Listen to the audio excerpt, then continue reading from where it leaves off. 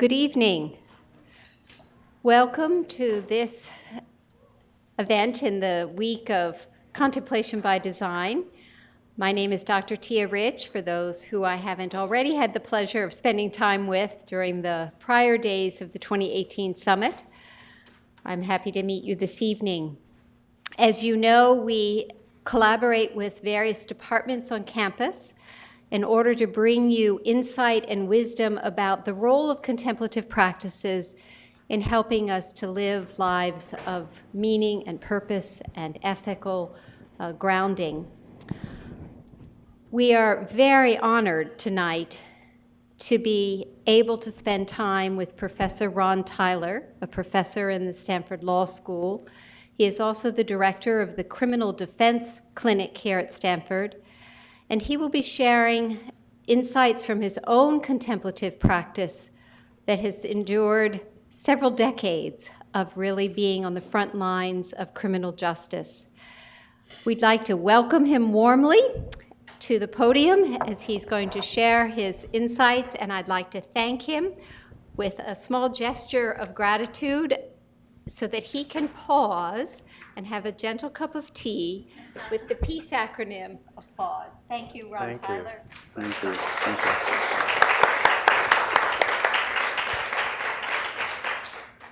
Good evening, everyone. I think a great place to start is just to settle in for a moment. And so I'm going to get a chair of my own.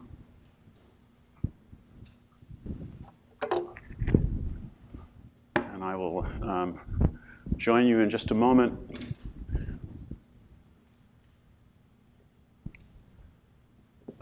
And so I just want you to take a minute and allow yourself to get comfortable. Let me change our lighting.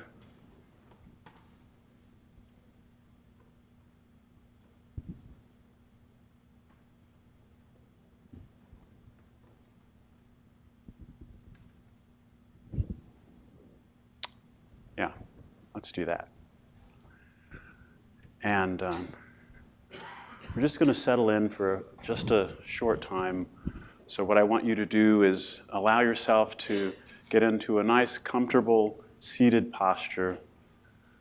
Just let the cares of the day slip away and just relax into the chair. Start to notice the connections between your body and the chair, between your feet and the floor. We're just going to settle in for just a brief period. I'll signify the beginning and the end of the period with a light tap on the bell. Just going to allow yourself to relax. Allow your shoulders to relax. Allow your head to relax easily on top of your spinal column. Allow your face to relax. Allow your cheeks to relax. And it's fine to just allow your eyes to close and pay light attention to your breath. Here we go.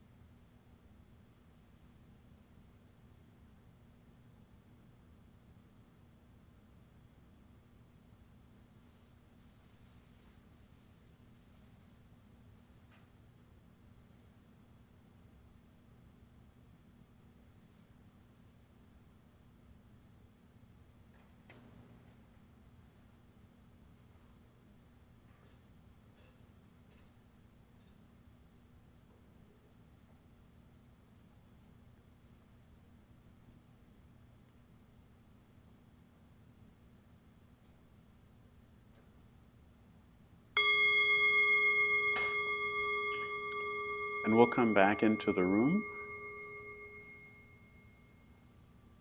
Oh, that was so brief, but I feel better. Thank you all for being here.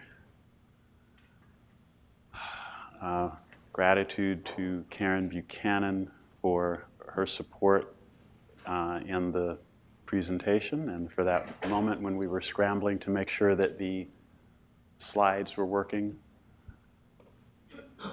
So I think it'll work for us to keep this lighting as is.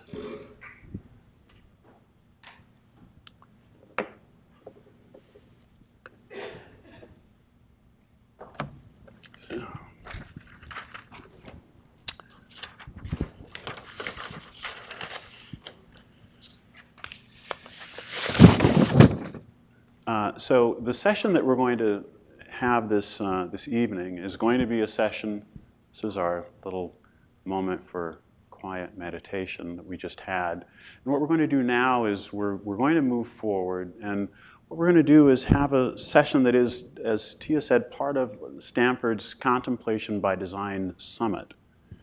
The summit is a series of events that are designed to bring the entire Stanford community together in these sessions that afford us the opportunity for experiencing the quieting of the mind, that afford us this opportunity to refresh ourselves through quiet contemplation. So the summit embraces and encourages a variety of different contemplative practices. When we think about the contemplative practices, there's really just such a broad array. I want to mention a few of them. Those practices might include things like stillness practices, quieting the mind, sitting in silence, meditation like we just did a brief bit of. For some people, it might be centering prayer. Contemplative practices might include ritual practices like establishing a sacred personal space in your home, or attending retreats, or participating in cultural or spiritual ceremonies. It might include breathing and breath-based practices like walking meditation, or yoga, or qigong, or tai chi. It might include practices that generate well-being, like journaling, or one of my favorites, loving-kindness meditation. It might also include practices that enhance our relationships among each other, like community contemplative pauses, like intentional dialogue between one another, like storytelling. So just to get a sense of these various contemplative practices that I've mentioned, are there any among us who engage in any of those practices? Just a show of hands. Yeah, see what a self-selecting group. That's great. So I want to let you know that contemplative practices are, of course, as many of you recognize already, beneficial for so many different reasons. During this particular summit, we think of the practices as beneficial because they support the 5 states of peace.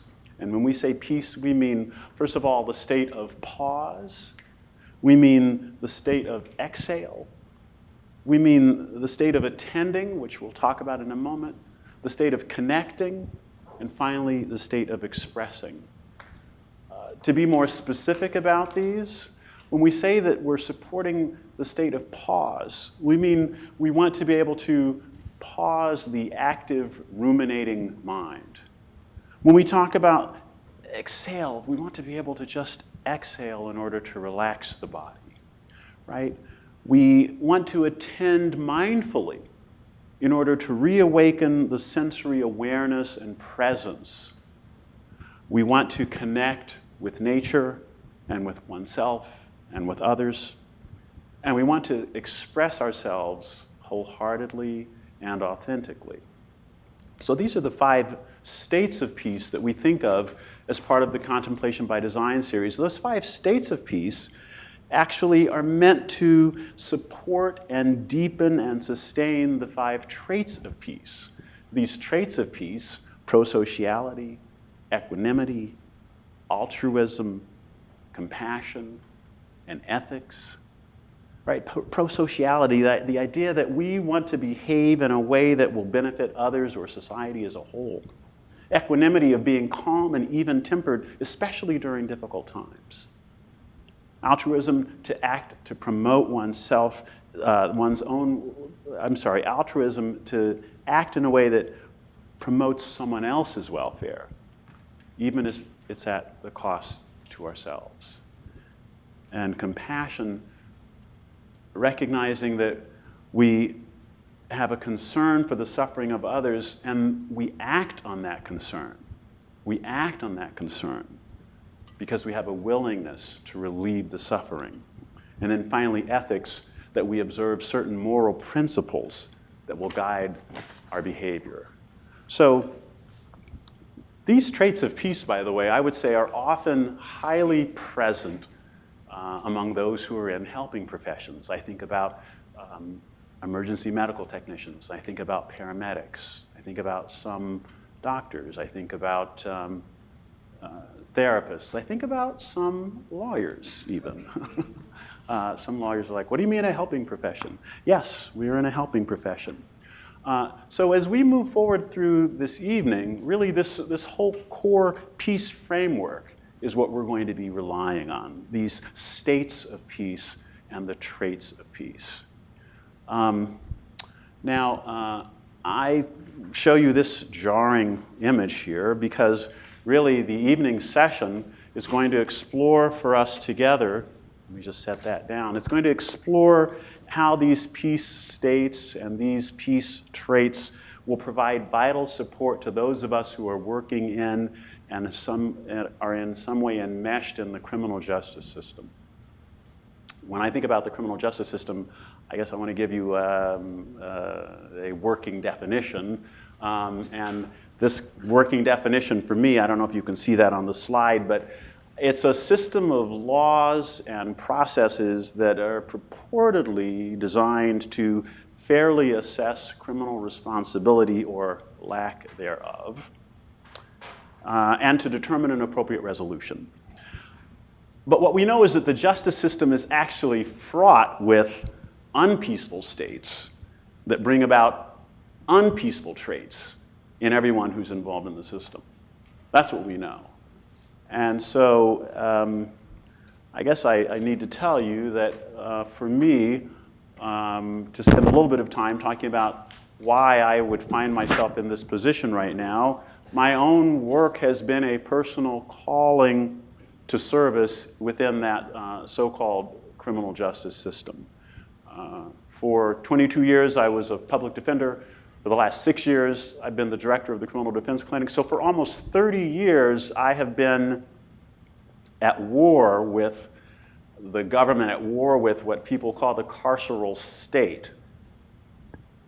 Now, if I'm going to be in that kind of war, if I'm in that kind of battle, and if I'm protecting marginalized communities and doing that, I think it's fair to ask, have I become battle-hardened, right? I think it's fair to ask, have I, if it's a war, have I developed such hatred for my enemies that it creates problems for me? I think it's fair to ask, if it's a battle, have I become battle-weary?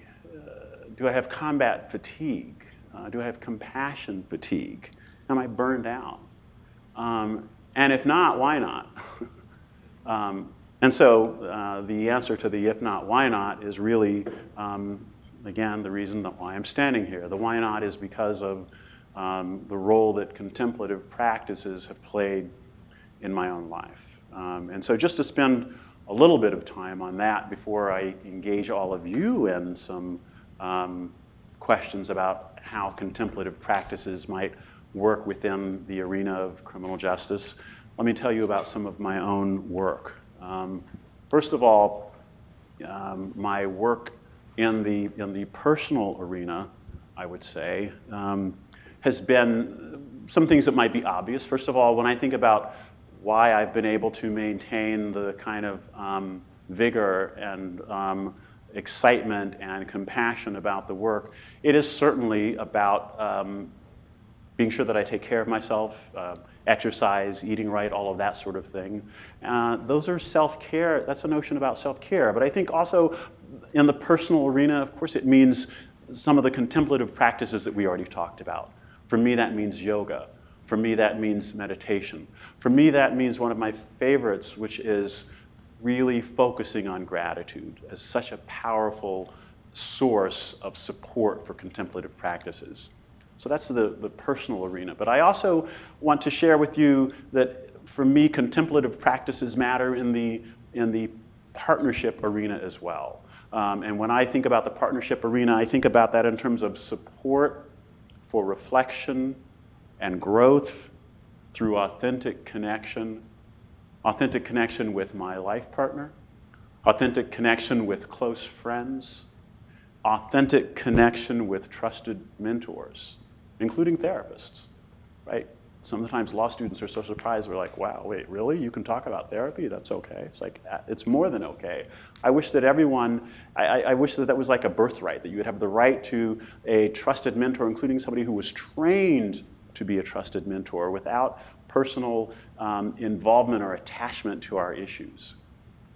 So when I think about the support that I have for contemplative practices, I think about not only in the personal realm, not only in the paired realm, but also in the community realm. I think about a community of like-minded individuals, right? Just like being with all of you. I think about that community in terms of things as simple as going together to yoga classes. I think about a community in terms as simple as going and sitting together with others in meditation.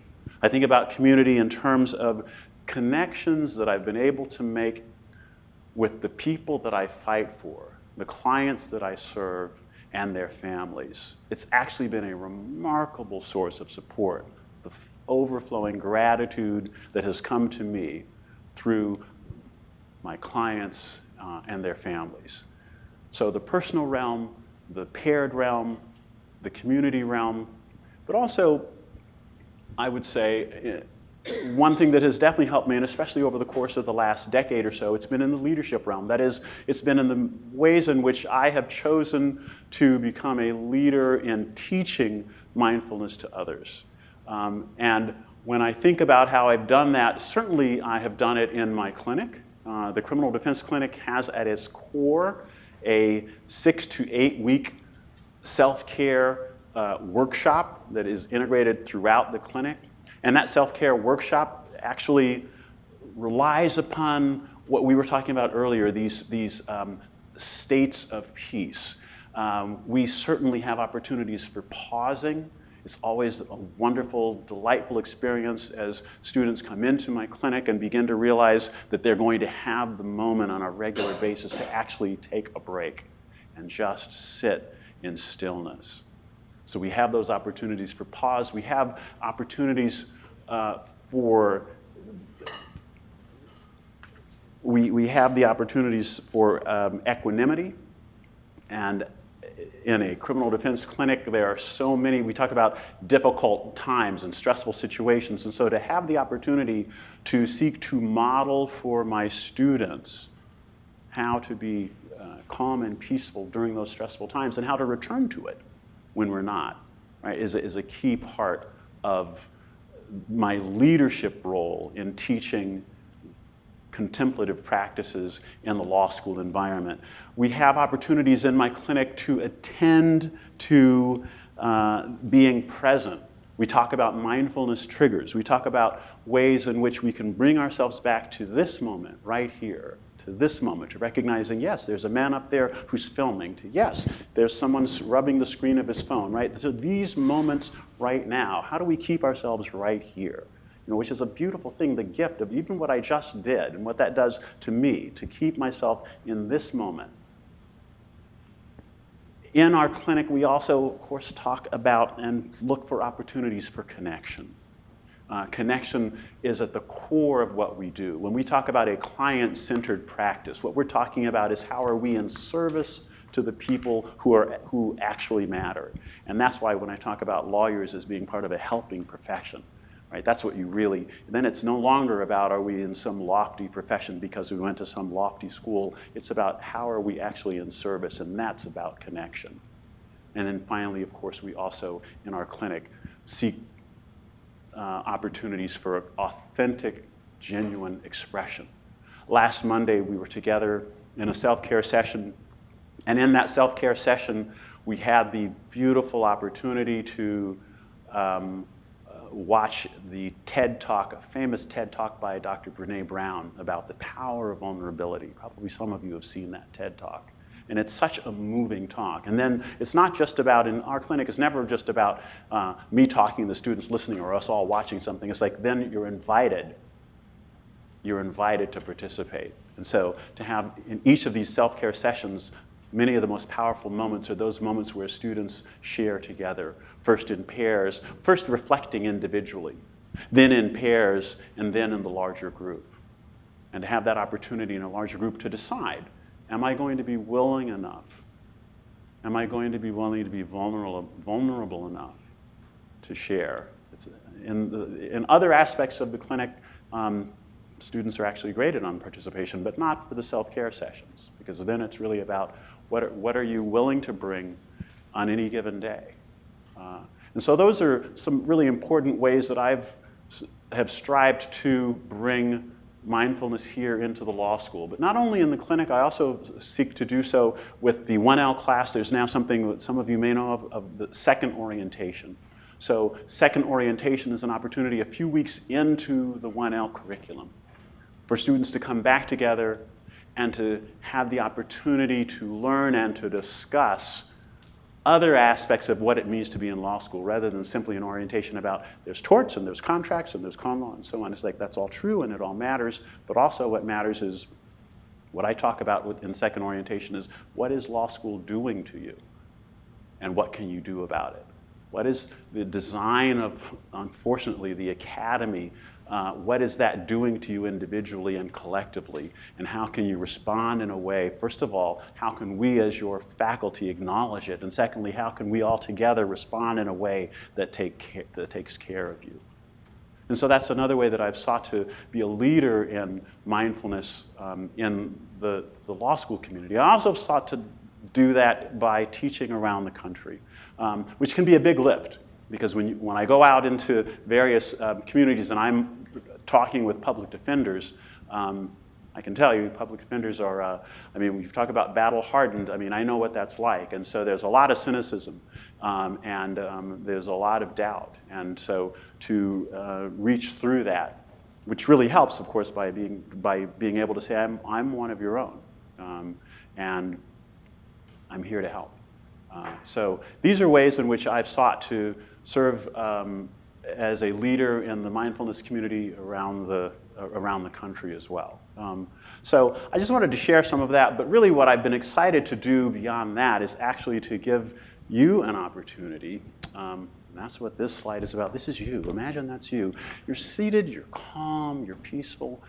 And from that place, from that peaceful place, I want you to be able to think about, we all, unfortunately, one way or another, end up with some connection with the criminal, I often will tell my students this sort of in quotes, the so-called criminal justice system. We often find ourselves connected in one way or another. And so I want to engage you in a more direct way.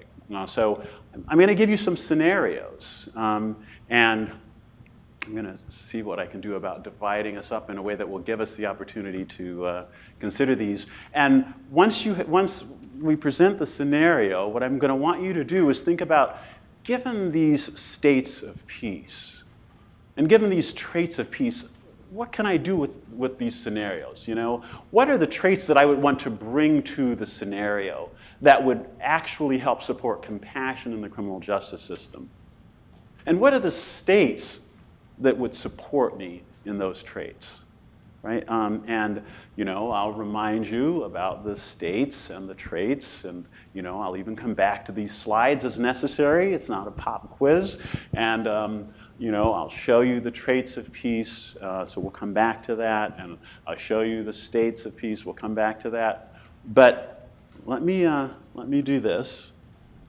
In fact, before I show you the first scenario, maybe I actually, again, with Karen's help, I made some copies of these. So here you go. traits are on one side and states are on another, and we'll divide it up. And Karen will take some, and I'll take some. So here you go. So this way, when you're pondering the scenarios that I'm giving you, you'll have that. Here you go. Okay, let's see. 2, 3, 4. Hi, Tom. Can you pass the down that way? Okay. Let's see. Welcome. Okay, let's see. Looks like they're 1, 2, 3. Okay. 2, 3.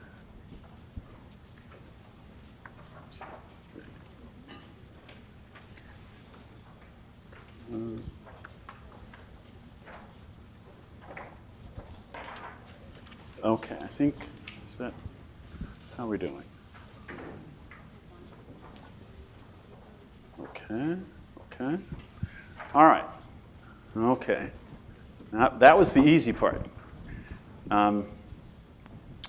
Okay, so here we go. Now, I think what we'll do is,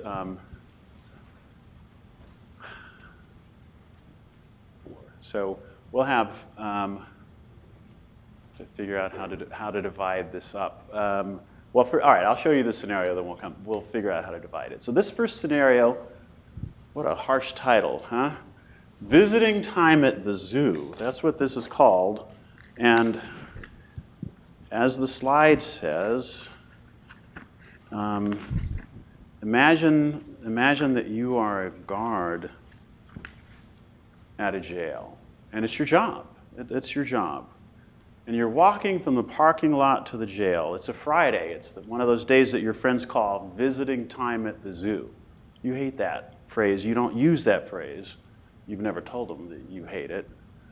But even more than the phrase, you hate walking past the families that are there for visits. The little kids and the wives and the girlfriends, all waiting for hours just for that one 20-minute visit with their loved ones. And they stare at you when you walk by. And sometimes the little kids cry, and sometimes you hear like a barely muttered curse hurled in your direction. You hate visiting day. All right, so now I have to like select some people. So you guys over here, you are the jail guards, okay? And so what you're going to be thinking about is, what am I going to do, right? I'm going to go back to this, right? What you're thinking about is, what traits might you bring to that situation that would bring compassion to the criminal justice system? You can all be thinking about it, but they're going to be giving us some answers, I guess. What traits might you bring, and what states would you want to be in that would support you in that? So, okay, so while they're thinking about that, now we're going to pivot over to you folks right here, right? And here's your scenario, and it's going to actually sound a little similar, except instead of being visiting time at the zoo, what is it? Sorry, these are the traits. Oh, that's it. Nope. Coming to the lion's den. This is yours. You're the girlfriend of a man in jail. It's still visiting day, but you've come in order to keep him whole, to give him hope, to hold on to your relationship. You hate coming to the jail. You hate watching the guards that walk by at shift change. Some of them are mean, some of them are stiff, some of them are guilty acting. A few people waiting in line like you mutter barely audible curses. You don't do that, but you do feel the pain and the anger that rises inside you. You hate visiting day. And so just like the guards have to think about how do they bring compassion to the criminal justice system, how do they bring compassion based on the way they're feeling, so too must you as a visitor to the jail think about how are you going to bring compassion? How do you rise above the hate and the anger that you feel, the hate and anger that you see around you among others? What are the traits you bring? What are the states that support that? We'll give you, both groups, a little bit of time to think, and those of you who will be like potentially the lifeline, the phone a friend, you should think about it too, right? And we'll just give you a minute to think about it, and then we'll return. If I had a little peaceful music, I would play it now.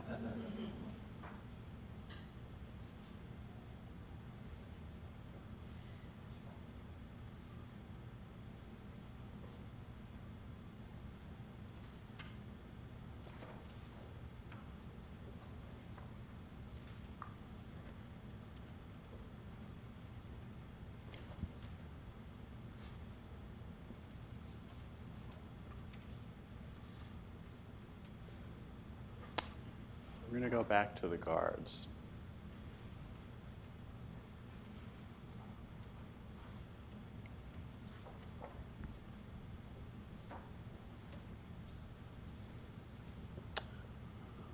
Okay, so you're pondering the scenario.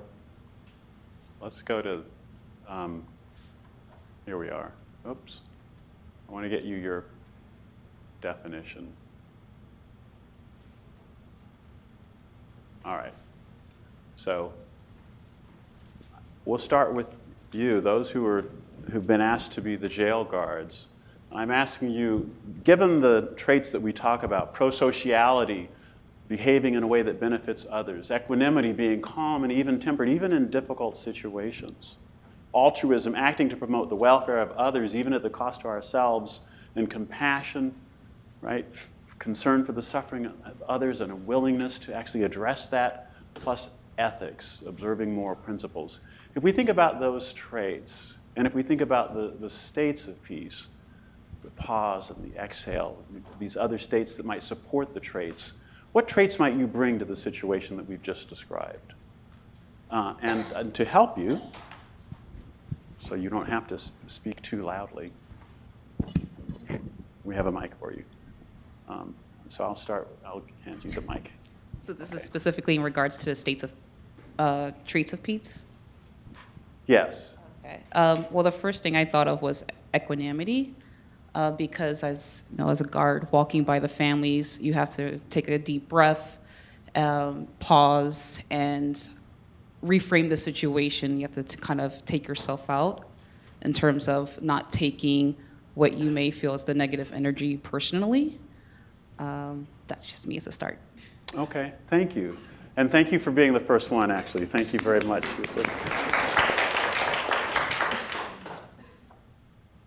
Who else?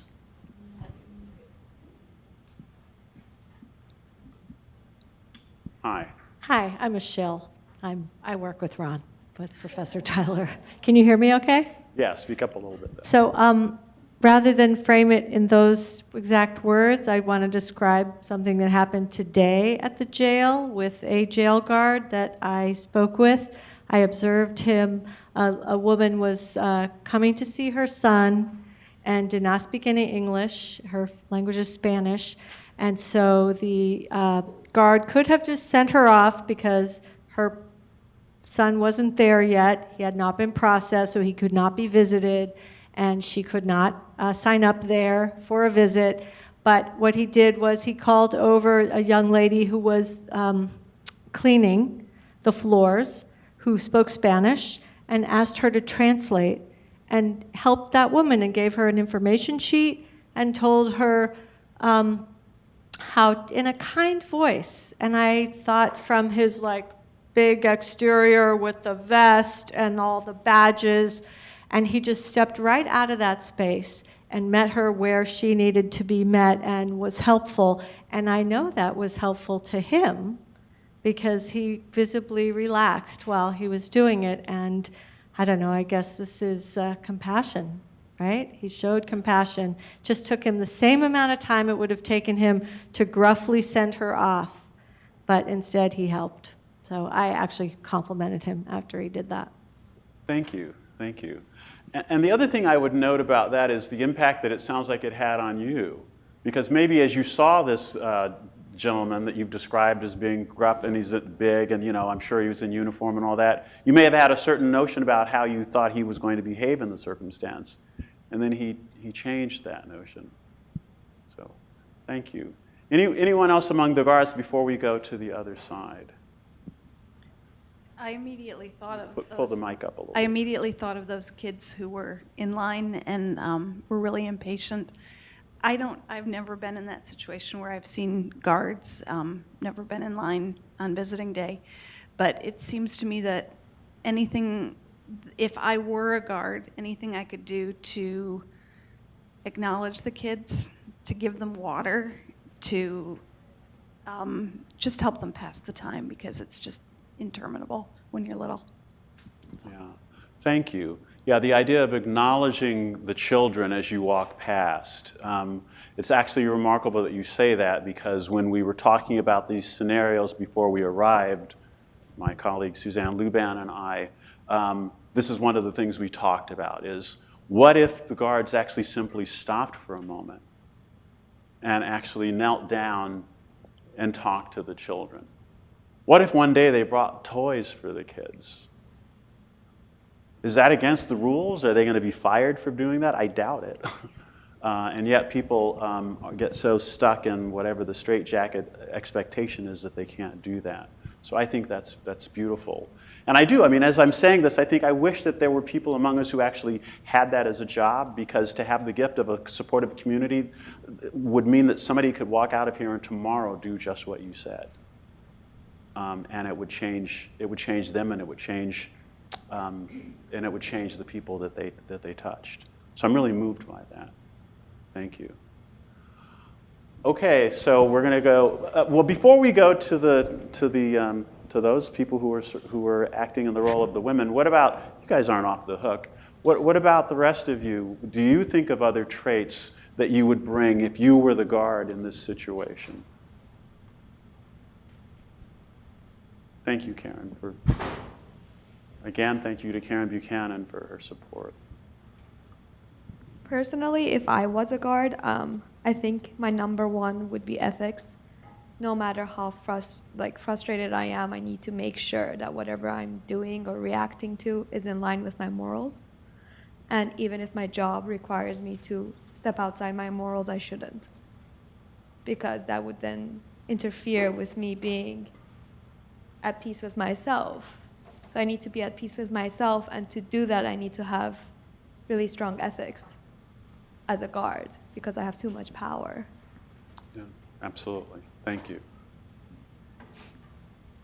One thing that occurred to me is that this is a very tense situation for everybody, but people that are saying things to the guard, somebody could do something threatening. It's natural to tense up physically, to feel defended, because you're not sure what's going to happen. So I think attending to one's physical being, to one's posture, breathing, to be aware that it's so easy to defend and to lock up and tense up, and that when you do that, it sends a signal that you don't want to send. Thank you. All right, I'm mindful of our time, so we better switch. We better switch to the other scenario. So going back to that, it's not visiting time at the zoo. It is instead, you're coming into the lion's den. What do you do then as the girlfriend of the man in jail? How do you manage all of the feelings that you would have about the people who you might feel are responsible for mistreatment, or you might worry are going to be responsible for not protecting this person who you love and care about? What do you do about the potential community around you as you're coming in, who are potentially actually, instead of lifting up compassion, or potentially, as Michelle Obama would say, when they go low, we go high. Maybe, unfortunately, you're going low as well. So what are the traits that you bring?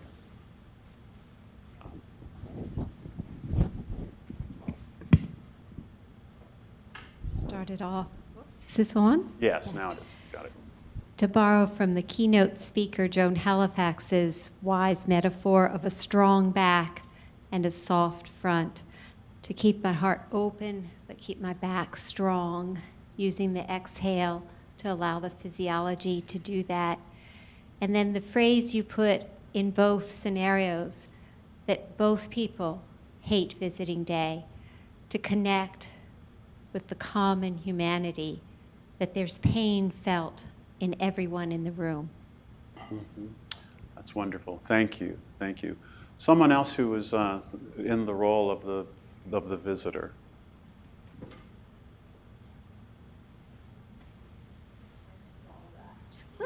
Well, you probably want to have compassion.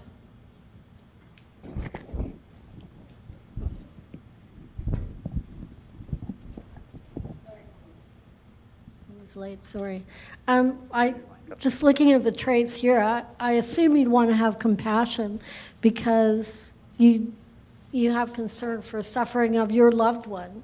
But on the other hand, I mean, if you can't, might be hard to do, but if you do the traits that you suggested, maybe you would find somewhere in you that compassion to try to help your loved one suffering at the time that you see them.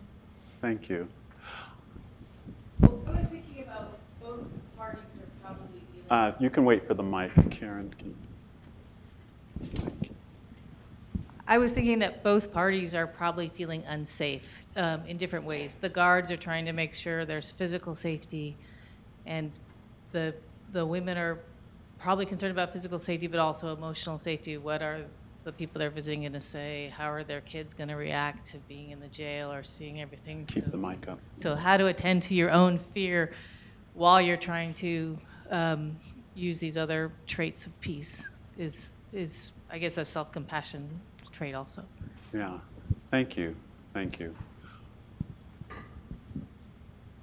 Okay, because of our time, I want to go to another scenario, actually. And this one, I'm going to open it up. I have to be flexible. So that was it. Okay, this is oops, I went too far.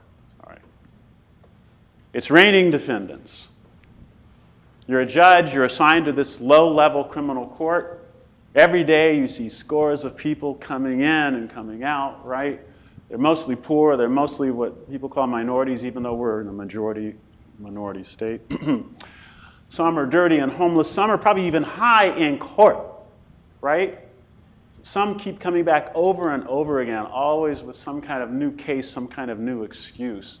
You try to be careful. You try to be considerate, but sometimes you're not. Sometimes you're mean. Sometimes you're condescending. Sometimes you're ill-tempered.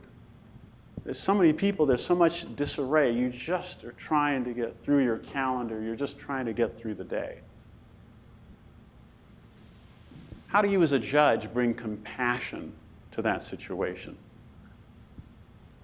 What are the traits that you would try to, the peace traits that you would try to cultivate in order to bring compassion to the situation? What are the peace states that would support you in trying to cultivate those traits?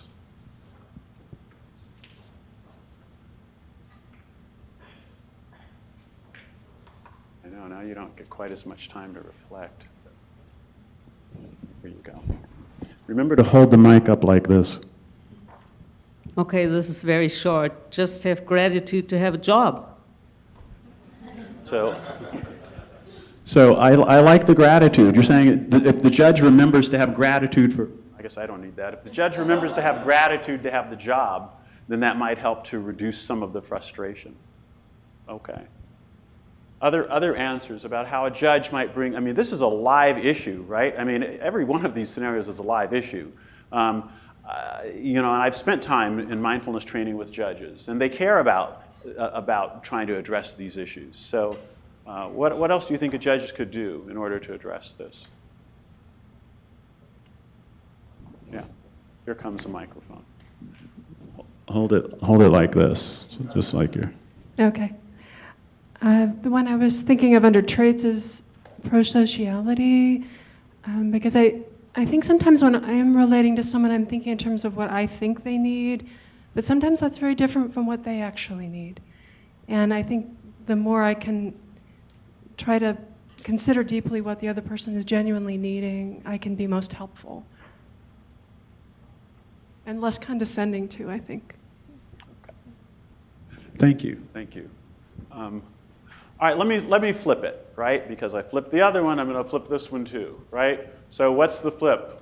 The flip is cops and judges just want to leave me alone. right? Now you're one of those people coming into that courtroom. Another ticket for driving without a license. The cops keep pulling me over when they know damn well I don't have a license, right? If you have to drive, I don't have the money to get a license, but I still have to drive. This is California. How are you going to get by without a car? God damn it. Now I have to spend all morning in this crowded courtroom. I'm just waiting, and watching that woman in the robe treating people like what the card says. You know, I know my time is coming, and I know she's not going to be nice to me, especially once she sees that I'm a repeat offender. Oh, dangerous, driving without a license, repeat offender. Oh, look out. But I have to get through the morning. So how do I bring compassion to that so-called criminal justice system? How do I bring compassion? You can imagine this is my issue. I mean, this is Ron Tyler's issue. How do I bring compassion? Help a brother out. A hand? Any hand? What are the traits? It's not a trait. Hold on. I'm terrified of my... That's okay, but as long as you hold it like this. Well, the trait is not on here, but I think taking responsibility for your actions, taking a moment, stepping back, pause, exhale, do everything that's on here and take full responsibility. I'm in charge of my actions. So that should help, I think. So to I be mean, able to- I'm an educator. I'm an elementary school teacher, and that's what I teach. Every morning I start the day with meditation, and I tell them all, we are in charge of our actions. You have a choice. We can have a good day or a bad day.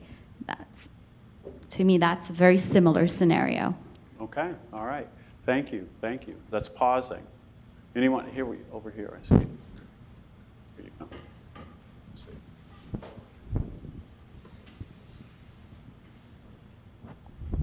For the states, I think that expressing is really important in this situation. So to really calmly take a moment to explain the predicament to the judge and sort of create context for why the person keeps coming back in, just so that there's sort of more humanity to it and that she can understand the struggle involved in the logistics involved in this issue. And then also, I think it's helpful in situations like this to express your understanding of what the other person needs. So saying like, I understand why the law requires me to have a license, like expressing that you can kind of meet the person halfway and you see their perspective, but also describing your own issues. I think that's really important, but it has to be done sort of calmly and with acknowledgement of what the other person, how the other person might respond.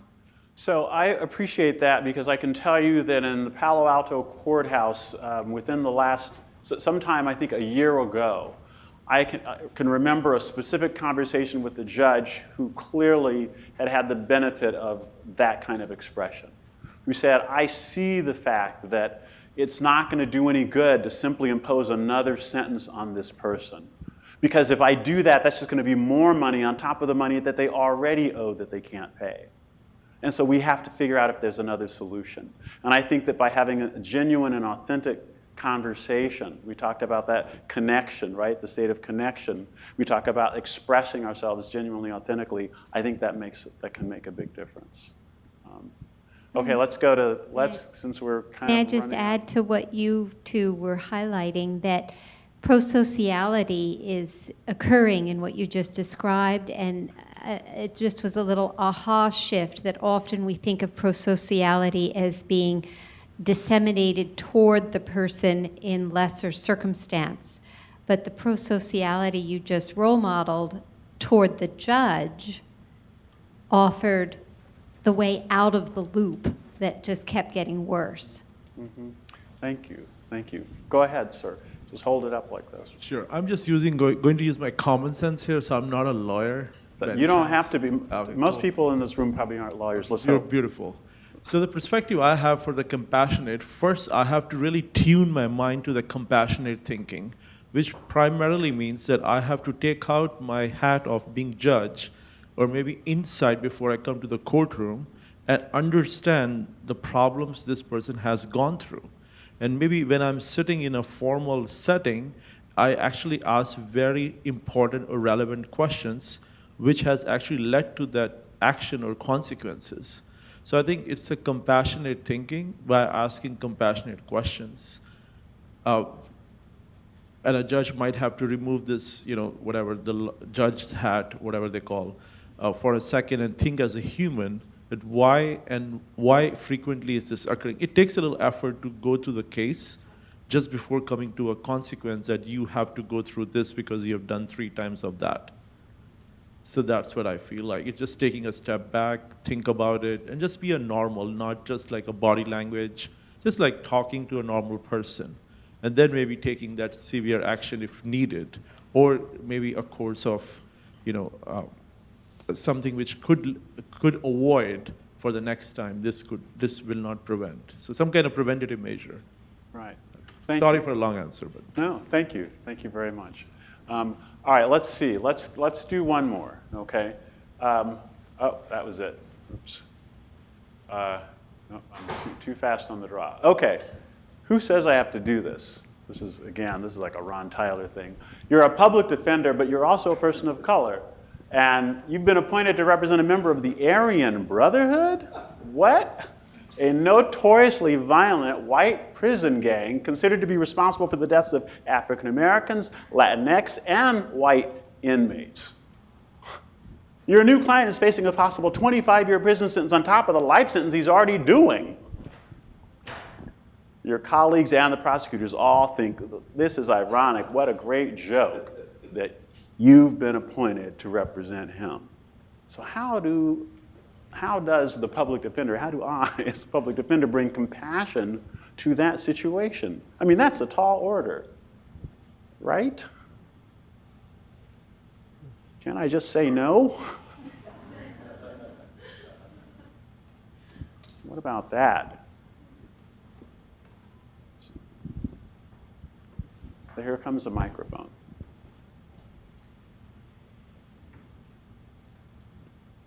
So I don't know anything about the law, but I feel like maybe as a public defender, your job is actually to make sure that the person has a fair trial. Your job is not to convict or, exonerate the person. So that's why you have to look at all of the angles and make sure the person gets a fair trial. That's very true. That's very true. But he hates me. He hates me.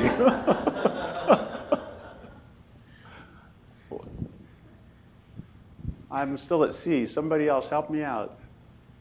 How do I bring compassion to the situation? Sorry, Karen. It's all the way over in the corner.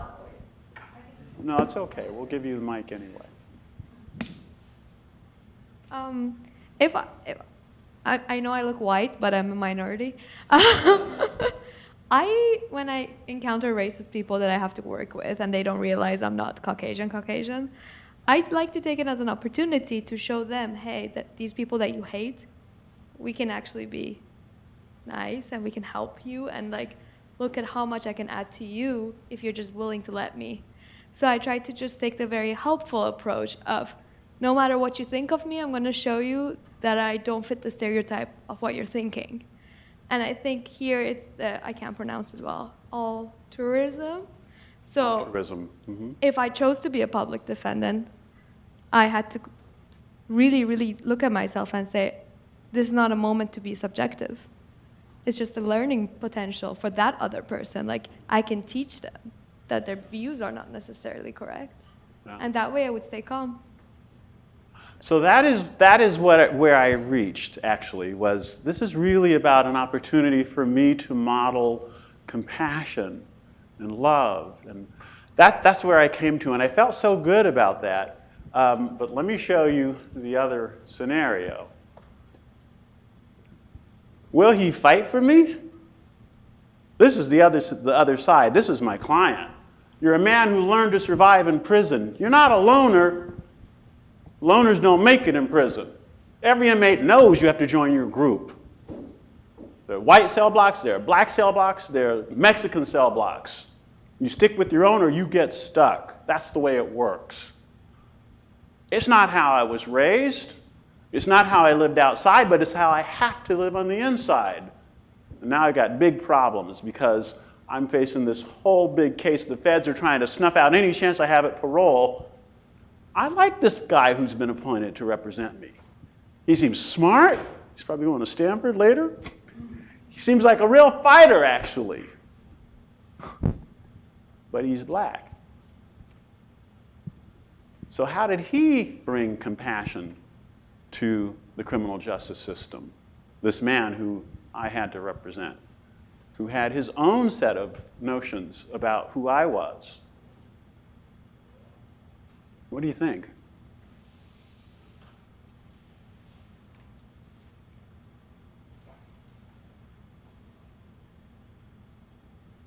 You think about the traits that he may have used, because he had a lot of time to actually develop these traits of peace, I must say. And there were states of peace that he used to sustain that. So I think it would be prosociality, and in that case, acknowledging the fact that, yes, I realize that you are black, and you may, not even like me for all the crimes that I have done, and despite that, these are my reasons, or these are the situations that I'm in, and kind of creating that again common humanity, and like I am also suffering. And I can also see all the reasons that you may not be willing to help me, and acknowledging the suffering of the other side might be something that connects them. So I just have to short circuit this to say that's exactly right. And it was one of the most profound lessons of the 22 years that I was a federal public defender. I mean, I'm just being real with you. Because where I was I'm going to be the saint. Don't worry, I'm going to show you, sir, what it really means to represent someone. And where he was, let me help you see, because I feel like you're not seeing me, Ron Tyler. I'm not who you think I am. I was born and raised in the Bronx, okay? I am not who you think I am. The people that I ran the streets with look just like you do. I'm not who you think I am, Now, does that mean that he was not part of the Aryan Brotherhood? I didn't say it means that. But it does mean that there was something much deeper about who he truly was. He said, I'm surprised. I thought you knew the prisons are segregated by race. Don't you know that? Well, yes, I did know that. I said, well, then why don't you hold on to that? How am I supposed to survive? You really think I can just be out there like a lone wolf? Do you know how long people survive who are lone wolves? I mean, he schooled me, but he schooled me in a really gentle and loving way. It was remarkable. It was remarkable.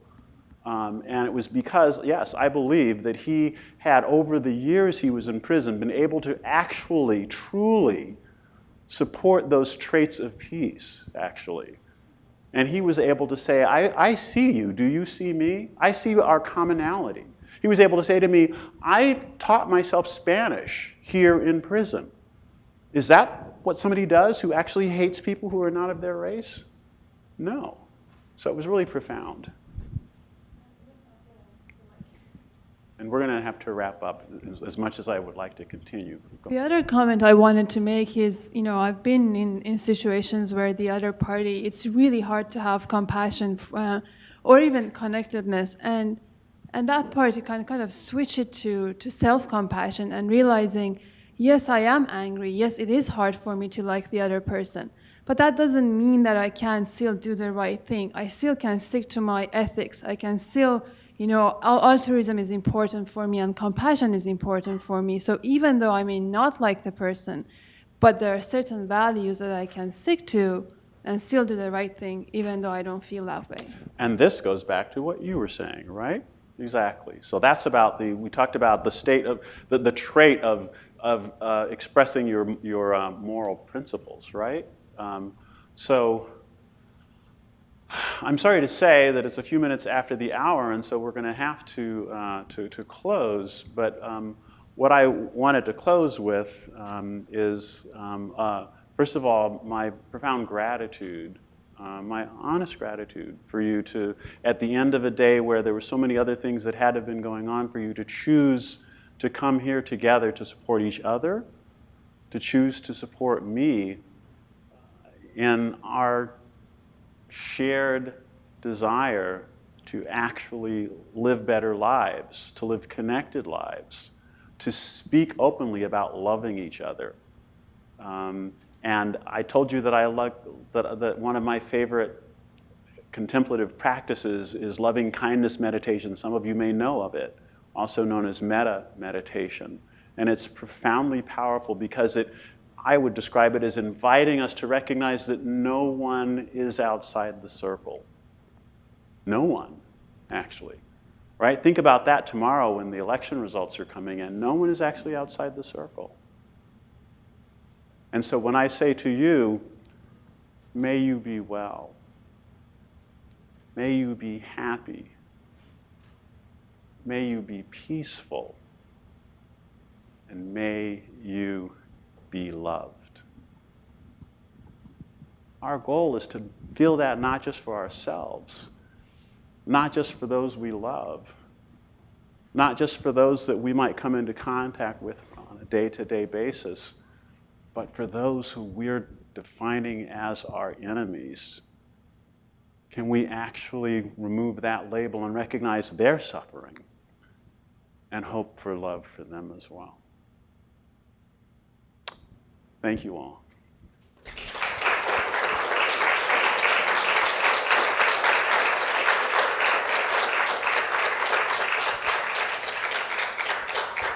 Tia asked me to mention that also, among other things, since I'm a professor here, one of the things I had to do was write. So I have published an article about the work that we did together, my colleague Suzanne Luban and I, in the clinic, and in particular about my work in self-care. And it's called The First Thing We Do, Let's Heal All the Law Students.